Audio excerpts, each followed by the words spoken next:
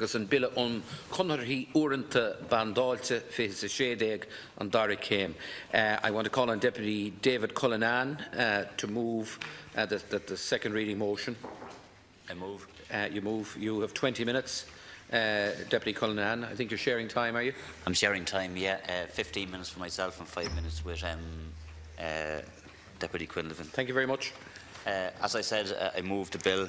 Can I say, first of all, Minister, that some things are very straightforward and some things are right or wrong. There's no grey area. And when it comes to the issue of low-hour contracts, zero-hour contracts, if and when contracts, call them what you like, exploitation of people on those contracts is wrong. And abuse of low-hour contracts is wrong. And it appears that this is not contested, it's uncontested. Last April, when the Dunnes Stores workers were on strike, for the very issues that this bill seeks to address, many members in this chamber offered support, offered sympathy. They included Taoiseach Enda Kenny, who said that he supported certainty of hours for workers. The leader of Fianna Fáil, Micheál Martin, said he supported banded hour contracts and actually said to Taoiseach Enda Kenny during an exchange, what these workers need is banded hour contracts, because that was the demand of the trade union, the Mandate trade union at that time, who were lobbying all of us, both in government and opposition. And we had support from members of the government at the time and the opposition. A lot of deputies in this House, including myself, stood on the picket line with those workers at that time, because we were standing in solidarity with workers who were genuinely being exploited by an employer who was treating those workers in a very disgraceful way, despite the reality that that company was a very profitable company, a hugely profitable company. And there was goodwill for the workers, as I said, from all sides, and people stood on the picket lines with them. But yet, when Chocta Adams asked the Taoiseach Enda Kenny today, would he be supporting this bill, he said no. And I think he said that this bill would be dangerous and that this bill would cause all sorts of problems for employers and potentially cause all sorts of problems for workers. And to be honest, the Taoiseach was speaking from the two sides of his mouth. And he's completely wrong, because this bill deals in a very real way, in a very genuine way, in a very practical way, in a very reasonable way, but in a worked-out way. It's a way to deal with the issue of abuse of low-hour contracts. And there are checks and balances built into the bill, Minister. And it was quite obvious to me that the Taoiseach had not read the bill, that he was given a view from somebody in government, maybe from some civil servants or whatever it is, but there was a decision taken just to not support the bill. And I hear all of the time from Fianna Fáil and Fine Gael that there is new politics, that the opposition has to listen to the government, that the opposition has to help the government, that the opposition has to support the government. And in the past, and Fianna Fáil know this, we supported a number of their private members' bills because it was the right thing to do, even though we had concerns in relation to some of them, even though we pointed out that we were not in full agreement with all aspects of them, that we would support those bills and we would allow the bills to go to committee stage where any differences would be ironed out. Indeed, one of their bills was labelled by the government as unconstitutional, and yet we still did the right thing. And we supported their bill because we supported it in principle. And we made the point that we won't play games with issues, that we will listen to everybody in this chamber. We will work with government and we will work with those, whether they pretend they're in opposition or not. We'll work with everybody to get things done for the people that we represent. But yet, Minister, when it comes to bills and motions that we on this side of the House propose, it seems that there is a different set of rules. It seems that the government can find any and every excuse not to support any legislation that Sinn Fein brings forward. You can shake your head, Minister, but this bill has been proved by the Irish Congress of Trade Unions. It has been proved by the Mandate trade union. And we ourselves have legally proved the bill. And there are sufficient checks and balances and safeguards in this bill that protects employers, but also deals with very real issues that affect workers in the here and the now. And yes, the government of today can always come along and say there's a better solution out there, there's a better fix. Well then, show us what that better fix is. Come with your solution. We saw any amount of tea and sympathy for the Dunnes Stores workers. And it isn't just those in Dunnes Stores that are victims of if and when contracts and exploitation. It's rampant in the retail sector, in the hospitality sector, and in many sectors that are not unionised. Workers are being exploited. So it's easy to come in here, Minister, and for the Taoiseach to say we won't support this bill because we don't agree with aspects of it, and yet not bring forward any worthwhile solution yourself. Yes, when something happens and when workers are on strike and the spotlight is on a particular issue, there's tea and sympathy, but no action, no legislation, no solutions. And yet you say those of us on this side of the House are the ones who oppose for opposition's sake. It strikes me, Minister, and I said this in the context of a different bill recently, that actually that is the mantra of the government. It is the government who are proposing what the opposition are putting forward, and not the other way round. I was disappointed that Fianna Fáil tabled an amendment to this bill, and I would sincerely say to Fianna Fáil, I would appeal to you to support the bill, because it is worthy of your support. And as I said to you, and I say this directly to Chocta Collins, your leader, Micheál Martin, in addressing the Taoiseach and the Kenny, when those Dunnes Stores workers were on strike in April of 2015, and he quite rightly supported them, he quite rightly gave them sympathy, and he said to the Taoiseach at the time that we support banded hours. That's what the workers want, and yet that's what this bill does. And yes, there are concerns that Fianna Fáil have about our bill, and that's fine. That's what legislation is about. That's why we have committee stage and report stage. So why is it that the amendment that Fianna Fáil tabled had to be tabled? Is it that they don't want a bill that is proposed by Sinn Fein to be passed? Is that what this is about? Are Fianna Fáil playing games as much as the government are playing games? I sincerely hope not, because the workers, and I say this very genuinely and sincerely to members of Fianna Fáil, those workers who are being exploited right now as we speak cannot wait 12 months.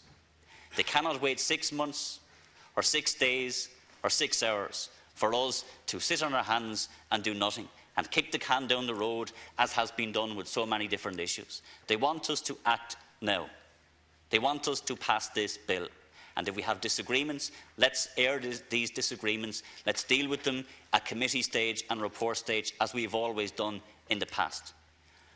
Many people who've been here much longer than I have said that they have never seen amendments to bills that have been proposed by the government in response to a Labour bill last time round, and then the Fianna Fáil amendment to our bill being used before.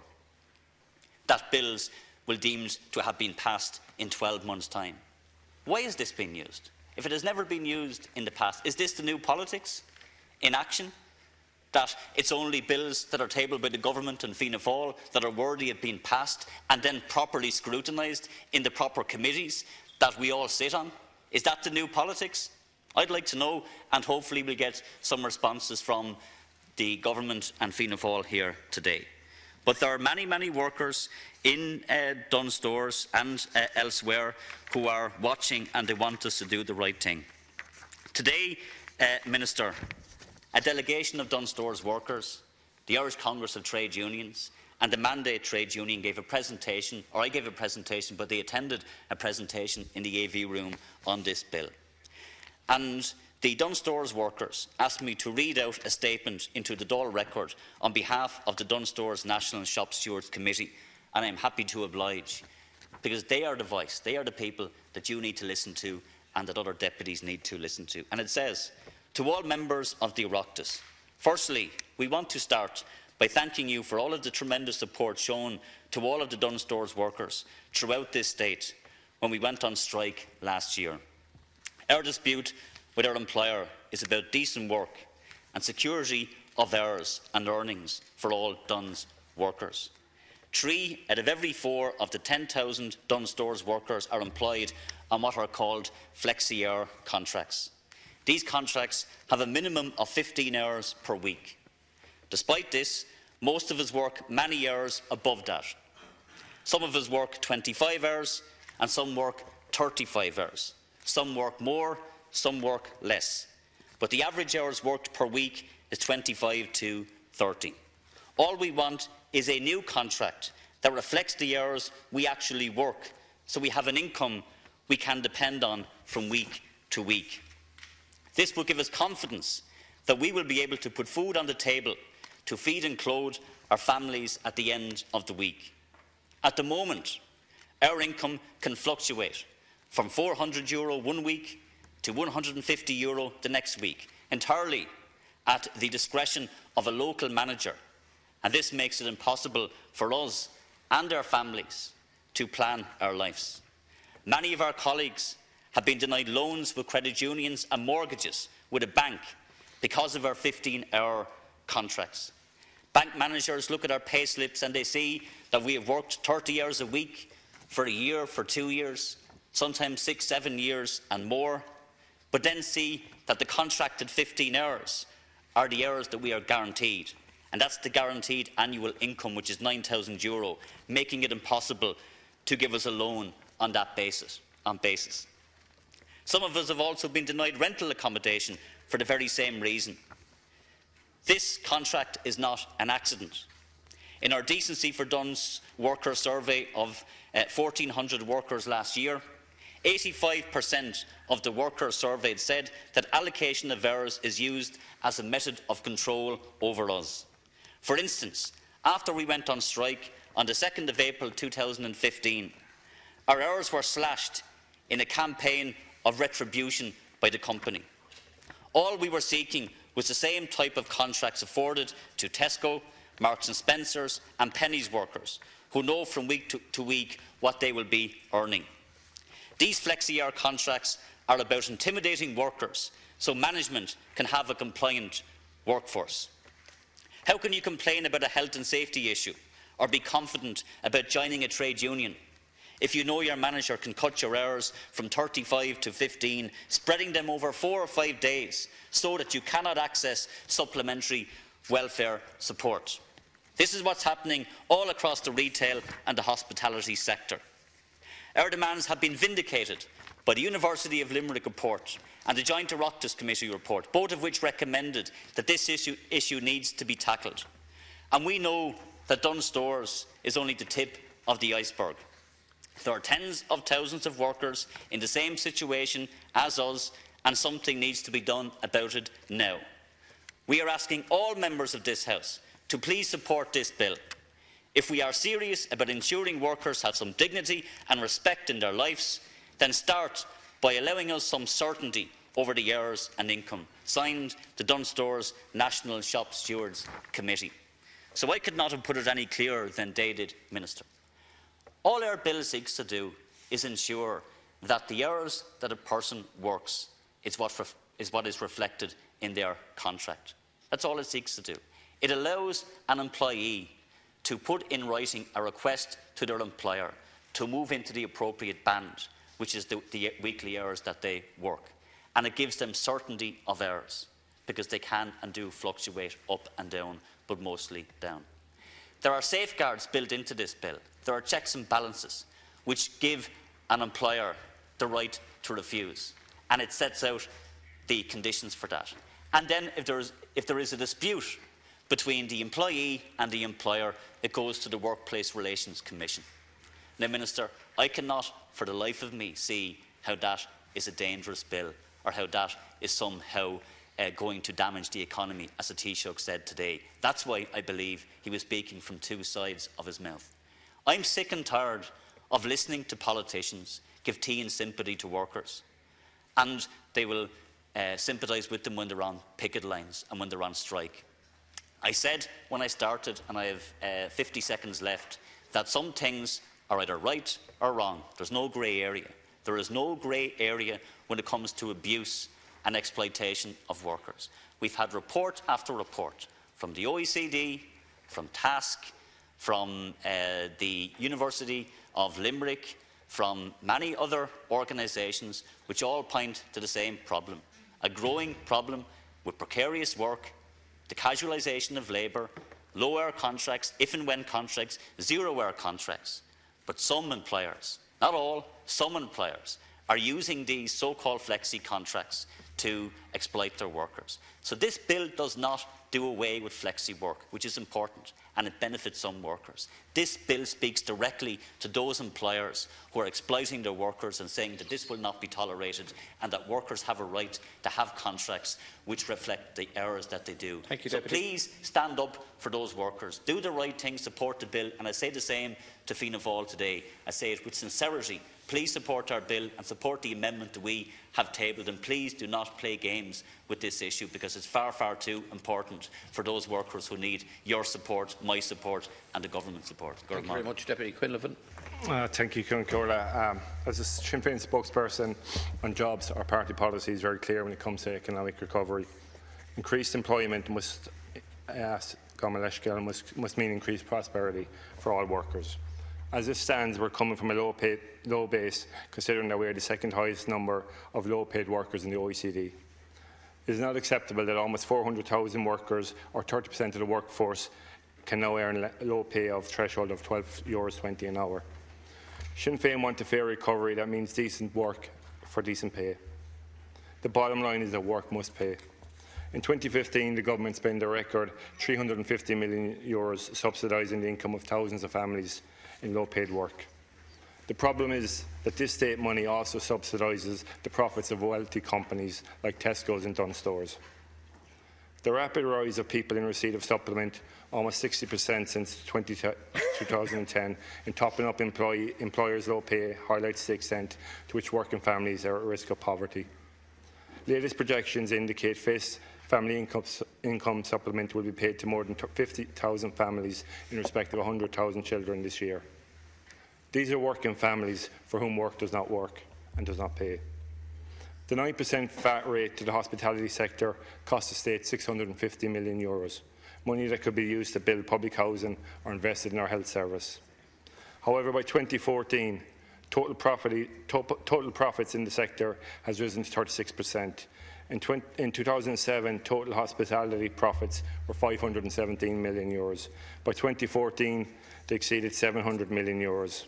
Since the sector hit its trough in 2010, profits have increased by more than threefold, and there are strong indications that profits are continuing to grow. However, while CSO data only goes back to the first quarter of 2008, it does show that wages and weekly income in the sector have stagnated, despite the recovery in profits and enterprise activity. Between 2008 and 2016, average weekly earnings have fallen from €334 to €321 as weekly working hours have fallen. Profits are also 40% above the pre-crash level, yet wages have fallen and precarious work hours has increased. The 9% VAT rate to the hospitality sector cost the state €650 million. Money, as I said earlier, could be used to build public houses or invested in our health service. Both of these sectors, retail and hospitality, have some of the most precarious and exploitative working conditions in the Irish labour market. If the state is to spend public money in this way, then it should be conditional on the regulation of the sectors in terms of pay and working conditions, and ensure that workers' rights are respected and protected. We know from research from Eurostat, the Nevin Institute and others that people on low hours or temporary contracts are more at risk at being low paid. We also know that precarious working conditions are on the increase across a rising number of sectors, including the civil service, nursing, teaching and others. There is an onus on the state to regulate the labour market and ensure that workers' rights in terms of pay and conditions are protected in law. The idea that the market must be free to compete without undue interference ignores the legitimate voice of workers and their rights to be treated with respect and dignity. Free market ideology is anti-trade union and treats workers as autonomous units and not as rational thinking human beings. Low pay, precarious work and the chipping away of workers' rights are bad for the economy and bad for society. We could paper the walls of this House with the amount of research reports that consistently show the link between precarious work, if and when contracts, 0 hours and the growth of inequality. An unregulated labour market is in nobody's interest. It dehumanises workers, puts huge pressure on the states in terms of social transfers, reduces people's disposable income and impoverishes households and children. This is absolutely unnecessary and serves an employment model whereby employers want to have it both ways. On the one hand, they want to use the full weight of the power and political influence to skew the balance of power in their favour by refusing workers real and meaningful access to collective bargaining, while on the other hand argue against protective statutory measures around pay and conditions to set basic thresholds of decency. And just to conclude, in this context, the Banded Hours Contract Bill is an important step moving forward and protecting the rights and dignity of a large number of vulnerable workers. Minister Mitchell O'Connor, you have